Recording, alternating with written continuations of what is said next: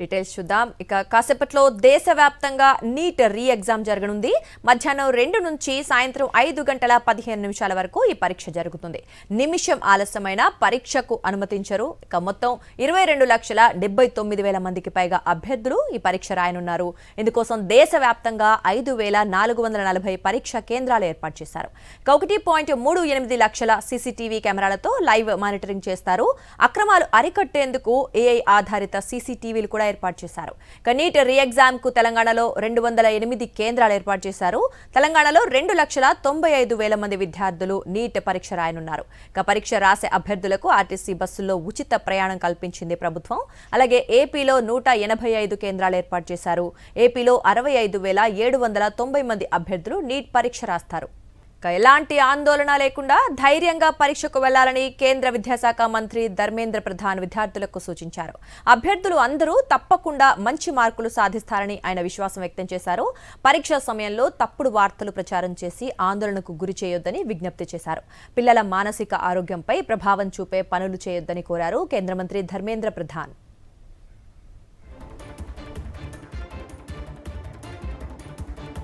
कि भारत की नई पीढ़ी की भविष्य को हम खिलवाड़ ना करें, कोई उसको मजाक ना बनाए, हम ऐसा भी कुछ काम ना करें जो बच्चों की मेंटल हेल्थ के ऊपर इम्पैक्ट देगा।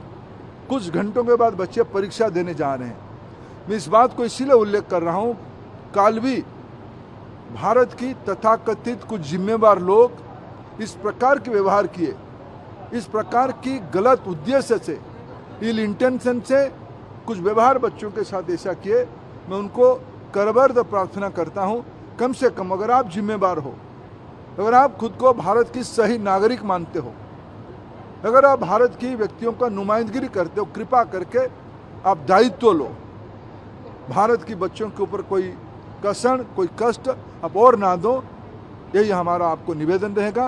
निश्चित रूप में ना केवल नीट आज परीक्षा हो जाएगा, खूब शीघ्र सीबीएसई की जो रिजल्ट बचा हुआ है, इसे सीबीएसई की 17 लाख बच्चों से लगभग 15.5 लाख बच्चों की रिजल्ट आ चुकी।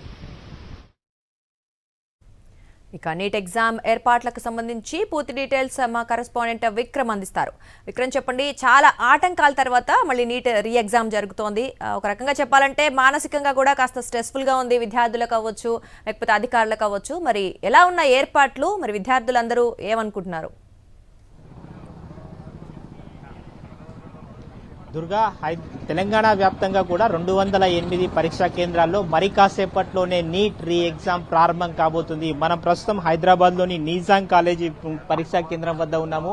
పరీక్షా కేంద్రం వద్ద అభ్యర్థులను క్షుణ్ణంగా పరిశీలించిన తర్వాతనే లోపలికి అనుమతిస్తున్నారు. ఎట్టి పరిస్థితుల్లో వేరే ఇతర సామాగ్రిని ఏమీ కూడా లోపలికి పంపించట్లేదు. కేవలం ఒక ఐడి కార్డు, ఒక పాస్పోర్టు మాత్రమే హాల్ టికెట్తో పాటు పంపిస్తున్న పరిస్థితి ఉంది. వాటిని తనిఖీ చేసి లోపలికి పంపిస్తున్న విజువల్స్ కూడా మనం చూస్తున్నాము. కేవలం మనం చూసుకోవచ్చు హాల్ టికెట్, దానికి సంబంధించిన ఆధార్ గుర్తింపు కార్డు, ఒక పాస్పోర్టు తప్ప మిగతా ఏటిని కూడా లోపలికి అనుమతించడం లేదు. అయితే ఈ పరీక్షకు సంబంధించి 2 గంటల నుంచి దాదాపు 5:15 వరకు కూడా పరీక్ష కొనసాగనుంది. 1:30 లోపు గేటుకు తాళం వేయబోతున్నారు. 1:30 తర్వాత 1 నిమిషం లేట్ వచ్చినా లోపలికి ఎంట్రీ లేదు అని చెప్పి అధికారులు తేల్చి చెప్తున్నారు. మనం చూసుకోవచ్చు వాళ్ళు ఒక పాస్పోర్టు, ఒక ఆధార్ కార్డు, ఒక గుర్తింపు కార్డు, హాల్ టికెట్ నంబర్ తప్ప మిగతా వేటిని కూడా లోపలికి అనుమతించడం లేదు. మొత్తం రాష్ట్ర వ్యాప్తంగా 72,000 పైచీలకు విద్యార్థులు ఈ పరీక్ష రాస్తున్నారు. నీట్ రీ ఎగ్జామ్కి సంబంధించి అభ్యర్థులు మనం చూసుకోవచ్చు లోపలికి వేటిని కూడా అనుమతించట్లేదు. సెల్ కానీ, ఇయర్ ఫోన్స్ కానీ, ఎటువంటివి ఎలక్ట్రానిక్ గూడ్స్ కానీ లోపలికి అనుమతించే ప్రసక్తి లేదు అని చెప్పి పరీక్షా కేంద్రం వద్ద పూర్తి జాగ్రత్తలు తీసుకున్నారు. ఈ రీ ఎగ్జామ్కి సంబంధించి కూడా అధికారులు పూర్తిగా అలర్ట్గా ఉన్నట్లు స్పష్టంగా అర్థమవుతుంది. నీట్ రీ ఎగ్జామ్కి సంబంధించి విద్యార్థులు కొంత టెన్షన్ వాతావరణం అయితే ఉందని స్పష్టంగా అర్థమవుతున్న పరిస్థితి అయితే ఉంది. అదేవిధంగా మనం చూసుకోవచ్చు ఎగ్జామ్ సెంటర్ 2 గంటలకు ఎగ్జామ్ ప్రారంభమవుతుంది. దాదాపు 195 నిమిషాల పాటు పరీక్ష కొనసాగనుంది. పరీక్షలకు సంబంధించి ఎటువంటి ఇబ్బందులు తలెత్తకుండా అధికారులు పూర్తి స్థాయిలో ఏర్పాటు చేశారు. మొత్తం 208 పరీక్షా కేంద్రాల్లో 72,000 పైచీలకు విద్యార్థులు ఈ పరీక్షను రాస్తున్నారు. Durga, right, thank you Vikram.